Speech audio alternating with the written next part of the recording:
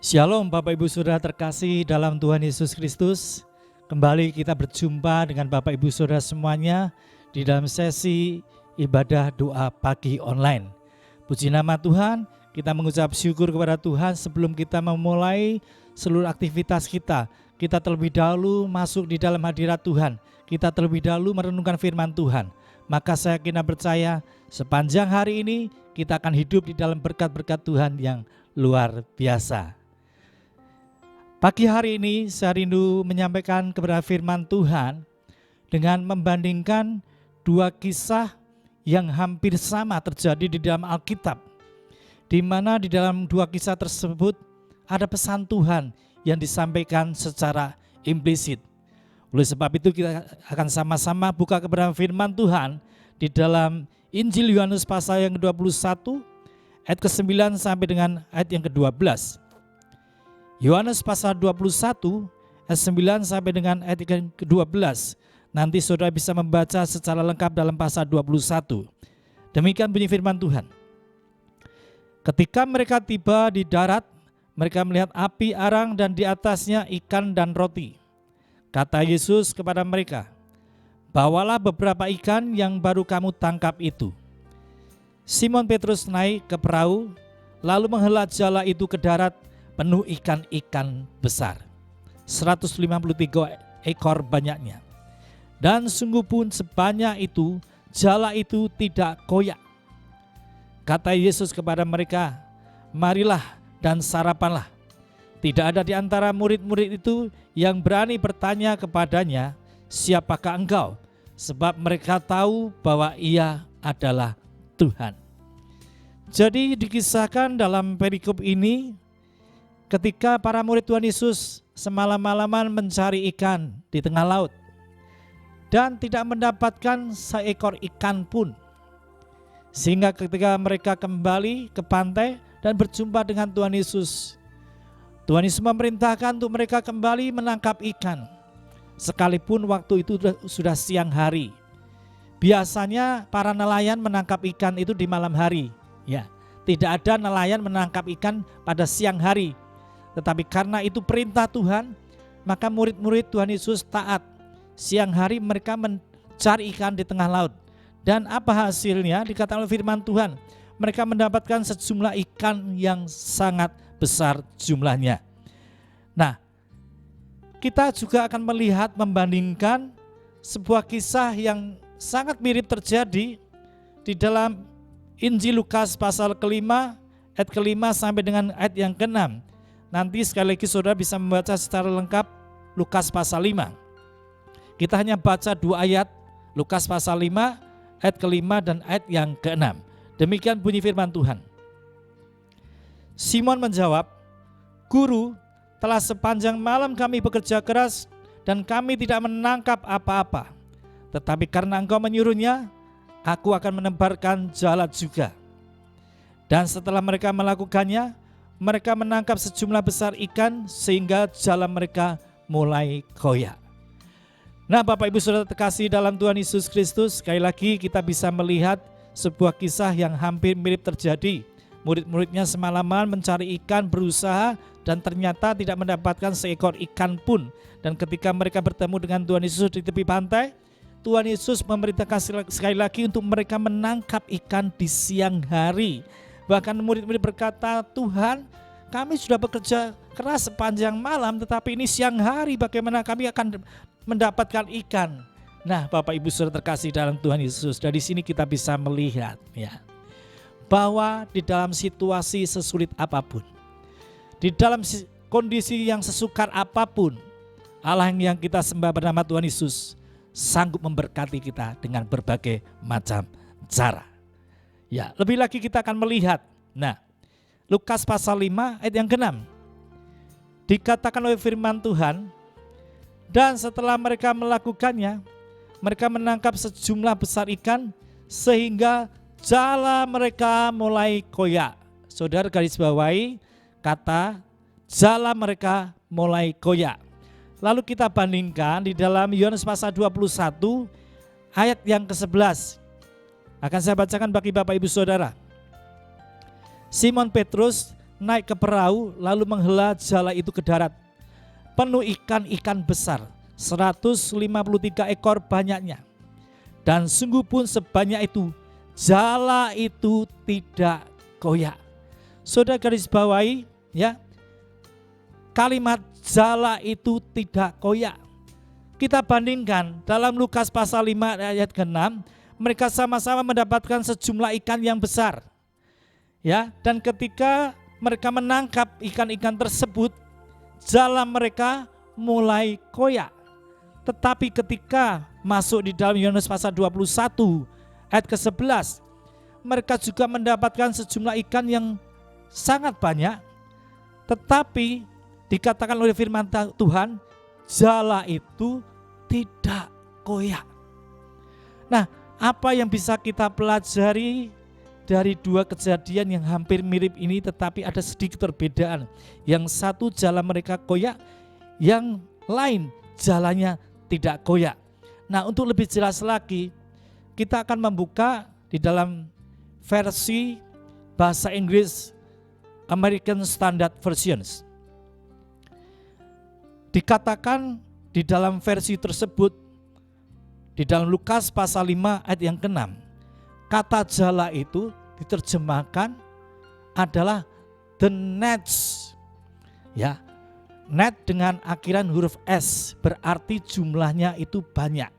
Jala itu lebih dari 1, 2 atau 3. Nah, sedangkan di dalam Yohanes pasal 21 ayat ke-11, kata jala itu dalam versi American Standard Version, jala itu ditulis net tanpa huruf S. Artinya apa? Artinya jala itu cuma 1. Coba kita perhatikan lebih teliti lagi. Ya. Ketika di dalam Lukas pasal 5 ayat yang ke-6, mereka mendapatkan sejumlah ikan yang besar dengan memakai jala yang banyak. Ya. Tetapi jala itu koyak. Dan aneh bin ajaib, dalam Yohanes pasal 21 ayat ke-11, mereka hanya menggunakan 1 jala. Dan mereka mendapatkan sejumlah ikan yang cukup besar. Tetapi dikatakan sekalipun hanya mempergunakan 1 jala, dikatakan oleh firman Tuhan, jala itu tidak koyak. Nah, Bapak Ibu Saudara terkasih dalam Tuhan Yesus Kristus, apa yang bisa kita pelajari dari dua perikop kisah yang hampir mirip ini yang terjadi? Yang satu, mereka menggunakan jala yang banyak, mendapatkan ikan yang banyak juga tetapi jalannya koyak. Sedangkan yang satu, mereka hanya menggunakan 1 jala saja, mendapatkan ikan yang banyak jumlahnya tetapi jala mereka tidak koyak.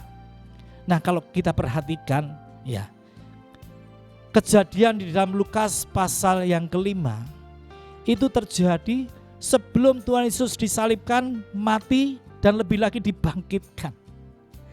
Sedangkan dalam Yohanes pasal 21, hal itu terjadi setelah Tuhan Yesus disalib, mati, dan dibangkitkan. Disinilah terletak perbedaannya. Nah, apa pesan firman Tuhan yang ingin Tuhan sampaikan kepada kita? Tuhan ingin menyampaikan bahwa melalui kebangkitannya dari antara orang mati, Tuhan ingin menyatakan perkara-perkara yang lebih dahsyat. Melalui kebangkitannya dari antara orang mati, Tuhan ingin menyatakan kemuliaannya yang lebih luar biasa lagi. Mujizat-mujizat yang lebih hebat akan Tuhan nyatakan ketika dia sudah bangkit dari kematian, ketika dia sudah bangkit dari maut. Itulah pesan yang ingin Tuhan sampaikan melalui dua kisah ini.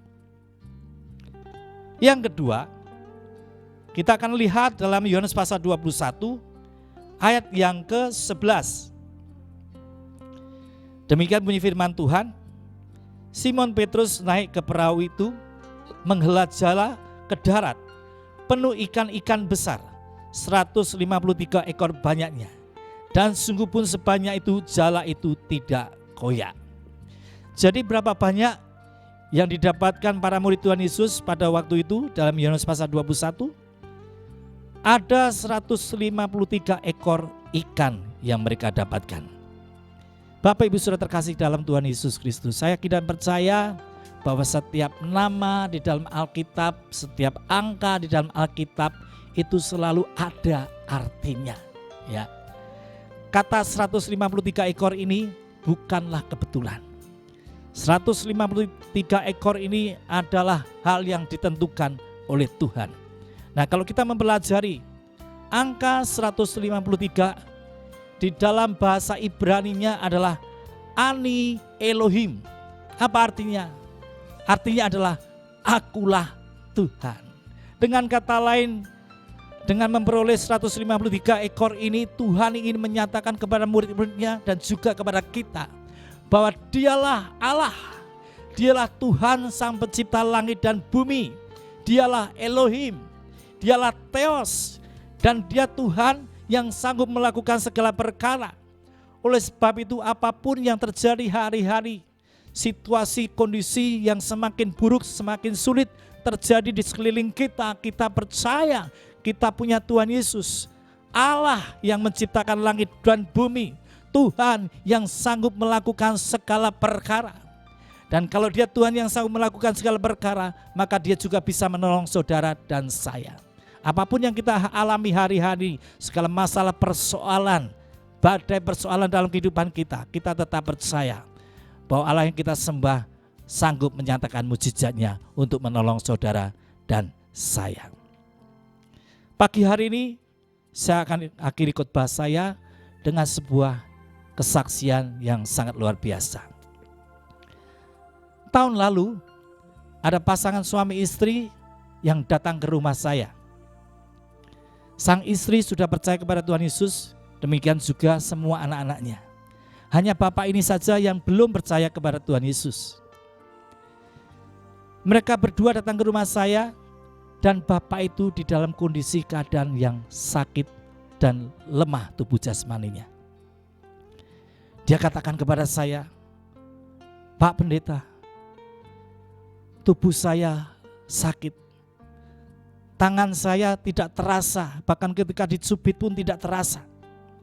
Sementara kepala bagian kanan itu kesemutan."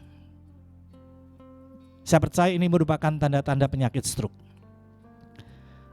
Lalu akhirnya kami sharing, saya sampaikan firman Tuhan, saya sampaikan tentang Tuhan Yesus, bahwa dia Tuhan yang sanggup menolong, menyatakan mujizatnya. Dan satu ketika saya bertanya, "Apakah Bapak percaya kepada Tuhan Yesus?" Bapak itu katakan dengan lemah, "Iya, saya percaya." "Apakah Bapak mau didoakan oleh saya?" Dan Bapak itu berkata, "Iya, saya mau didoakan." Lalu kami berdoa. Kami mulai menyembah Tuhan, memuji Tuhan, masuk dalam hadirat Tuhan. Dan kami berdoa, segala sakit penyakit yang ada dalam tubuh jasmani Bapak ini sembuh di dalam nama Yesus. Dan saya katakan segala kuasa-kuasa roh-roh jahat yang menguasai Bapak ini, kami perintahkan saat ini juga keluar di dalam nama Tuhan Yesus Kristus. Dan apa yang terjadi ketika saya tumpang tangan dan menengking kuasa gelap tersebut, Bapak ini menjerit dengan suara yang keras dan dia rebah. Singkat cerita, doa selesai. Tiba-tiba Bapak tadi yang datang dalam keadaan tubuh yang lemah, dia bisa tegak berdiri. Dan dia katakan, "Pak Pendeta, terima kasih. Saya merasakan tubuh saya sehat kembali. Tangan kanan saya sudah terasa, dicubit pun sudah terasa. Dan kepala bagian kanan sudah tidak kesemutan lagi." Kita bisa melihat karya Tuhan Yesus yang sangat luar biasa. Mujizatnya yang sangat dahsyat itu terjadi melalui Bapak tersebut. Bapak ini mengalami mujizat Tuhan dan hari itu juga percaya menerima Yesus Kristus sebagai Tuhan dan Juru Selamat. Kita melihat bahwa Allah yang kita sembah adalah Allah yang sanggup melakukan segala perkara. Tuhan Yesus Kristus sang pencipta langit dan bumi. Oleh sebab itu, biarlah kita tetap tenang di dalam segala keadaan yang kita alami. Semua masalah persoalan boleh datang terjadi dalam kehidupan kita. Tetapi ketika kita percaya bahwa Dia adalah Tuhan yang sanggup melakukan segala perkara, tidak ada yang mustahil di hadapannya, maka saya yakin dan percaya hati kita akan tetap tenang di dalam Tuhan. Amin. Tuhan Yesus memberkati. Selamat pagi.